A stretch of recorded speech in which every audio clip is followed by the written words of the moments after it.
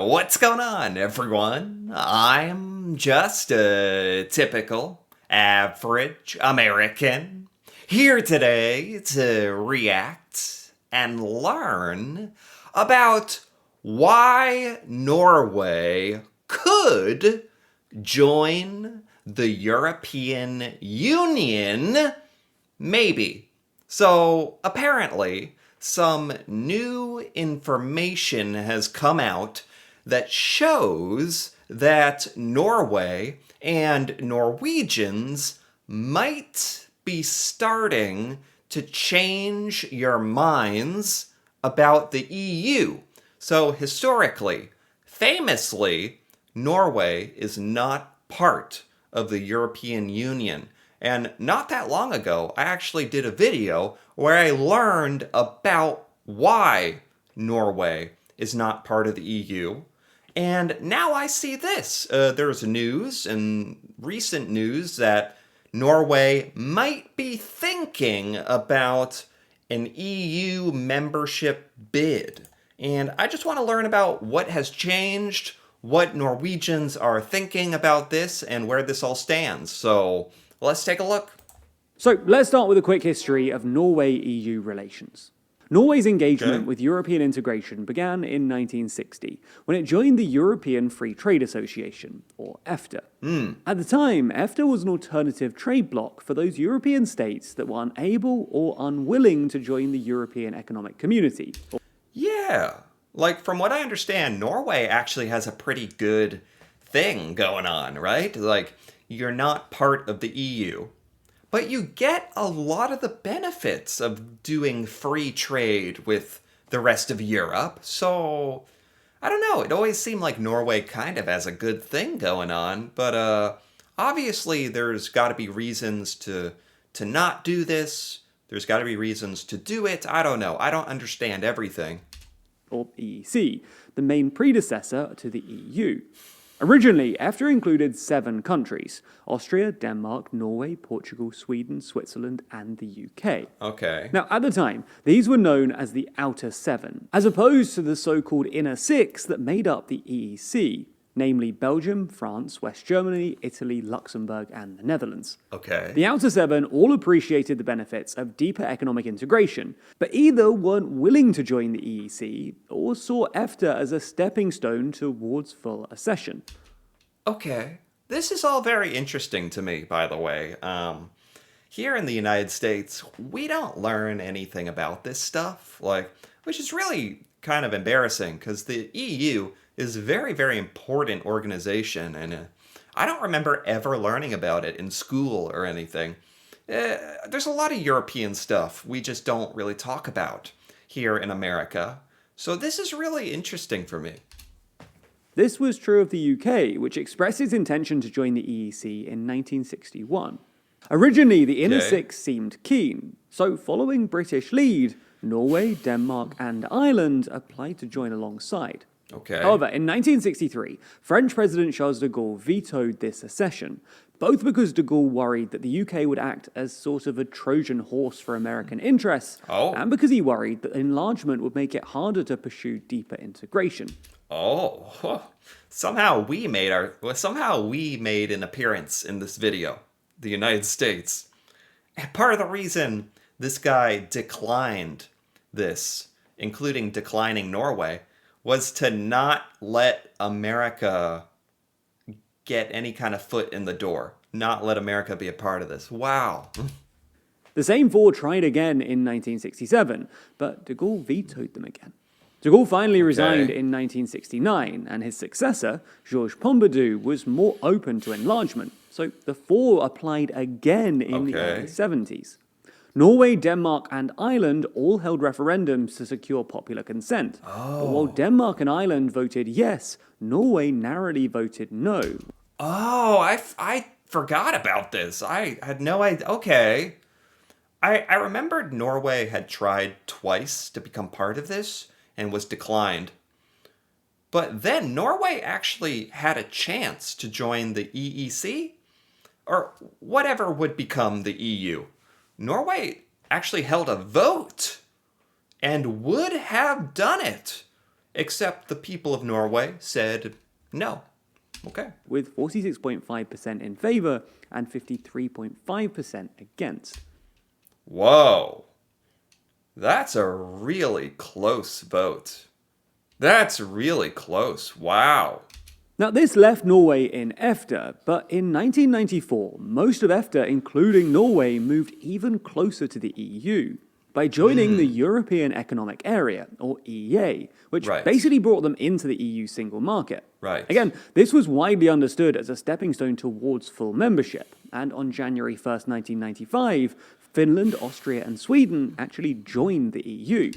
So, Norway has been on this track of kind of doing these things slowly, one at a time, getting closer and closer and closer to the EU. A lot of other countries doing the same things did end up doing it in joining the EU. But so far, Norway has held out still.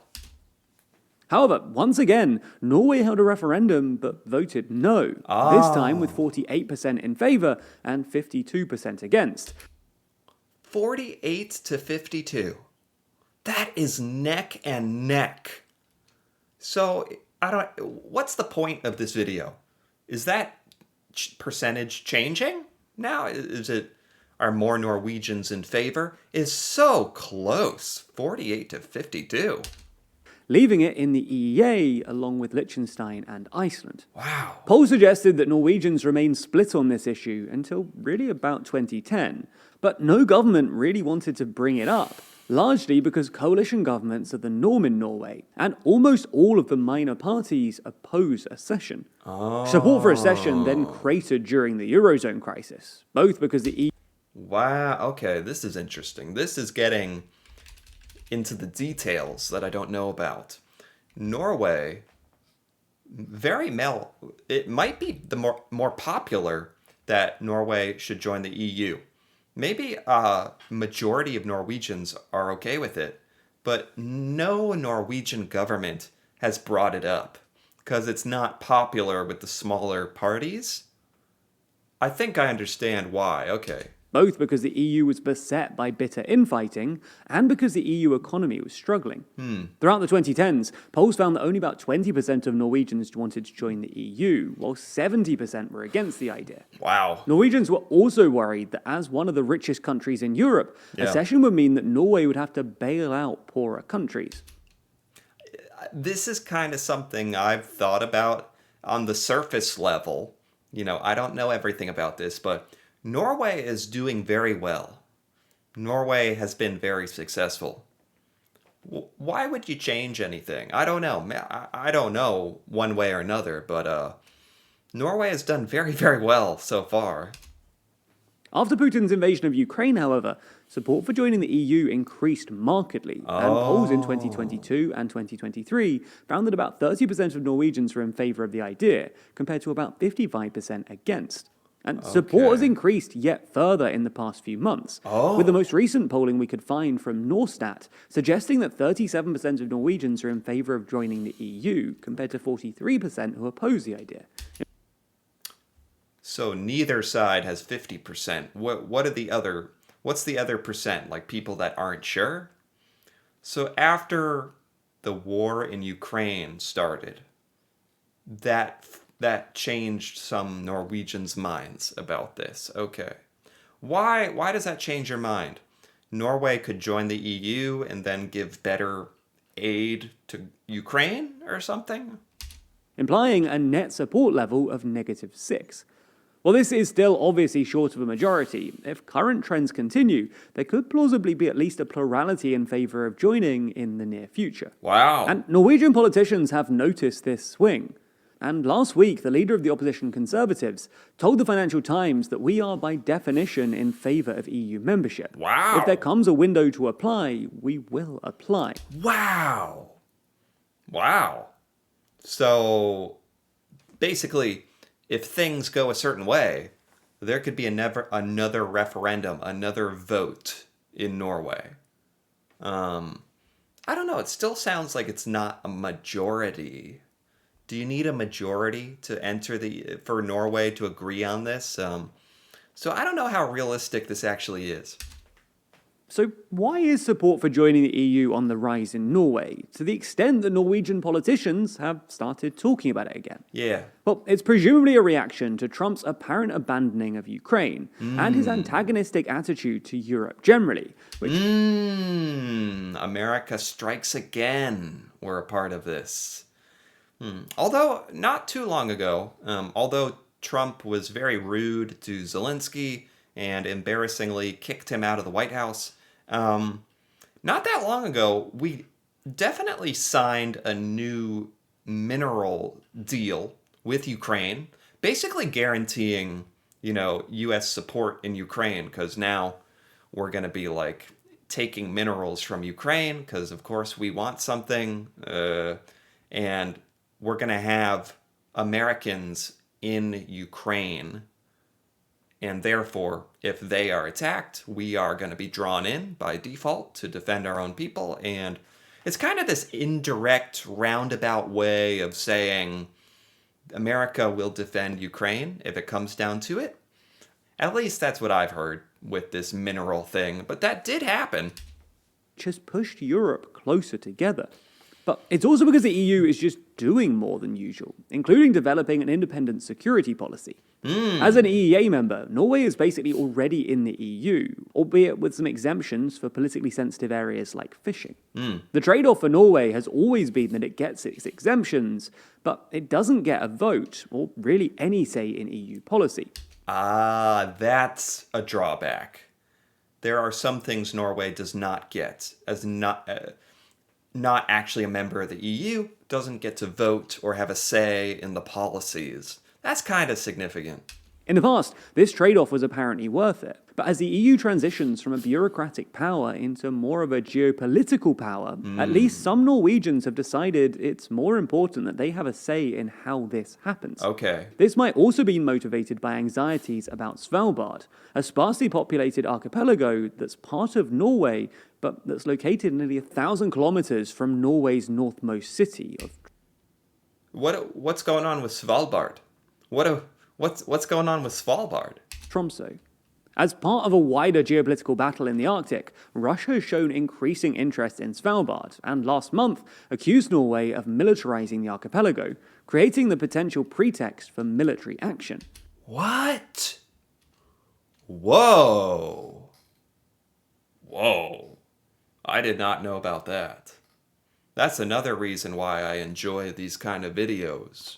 There's a lot of important news like this that we do not hear about here in America. Oh my God. With NATO's Article 5 in jeopardy, full membership of a more muscular EU might be Norway's best bet for deterring further Russian aggression. So, could Norway actually join the EU? Sure. Well, the incumbent Labour PM has ruled out restarting the debate on Norway's EU membership, so the Conservatives would probably have to win the next election, due in September. Until recently... The next election is in September. Okay, a couple months away. That, and only if the Conservative Party wins will this whole EU membership thing actually become something, by the sound of it. Recently, this looked likely. The incumbent Labour Party had been steadily falling in the polls, and in January, the Labour-led coalition collapsed over disagreements relating to the new EU energy laws, which Norway is expected to adopt as a member of the EEA. However, since former NATO chief Jens Stoltenberg's return to cabinet, Labour have enjoyed somewhat of a resurgence and are now ahead in the polls. Oh, okay. I have not kept up very well with the Norwegian political polls. So Labour was down, now it's back up. They thought the Conservative Party might be pulling ahead, now it's not so sure. Just sounds like, is it kind of like a toss-up at this point? Conversely, the Conservatives have slumped and are now both behind Labour and their prospective coalition partners, the centre-right Progress Party. Oh no, the Conservative Party is doing terrible. And while Norway's accession would be technically doable, it would be politically contentious. While Norway would be well received by most member states, not least because it will be a net contributor to the EU budget, it risks being vetoed by more obstructionist members, and hastily accepting Norway would upset some long-term candidate countries. Whoa. There's actually members of the EU that would want to stop Norway? Why? All in all, while Norway still looks unlikely to join in the immediate future, the odds are clearly rising. Yeah. Now, as we've demonstrated in this video, Yeah, I think that's it. Okay. That's very interesting. I think there's going to be more developments on this whole Norway EU membership thing, maybe in a couple months, or maybe it's not really ever going to be a thing. But there's definitely some interesting news here, and some of the attitude towards, like, should Norway join the EU, it definitely seems to be changing because of what's happening in the world and the conflicts and America's relationship with Europe and a lot of things. So things are changing, and maybe Norway is trying to adapt, or maybe nothing will happen. I don't know, but I feel much more educated about this now, so I thought this was a great video. Anyway, if you enjoyed this as well, feel free to give this video a like or leave a comment with your thoughts on Norway joining the EU, especially if you're Norwegian. That'd be really awesome to hear about because this affects you the most. And if you're interested in more videos like this, me reacting to Norway and learning about Norwegian culture, feel free to subscribe for more. And until then, thanks for watching, and see you next time.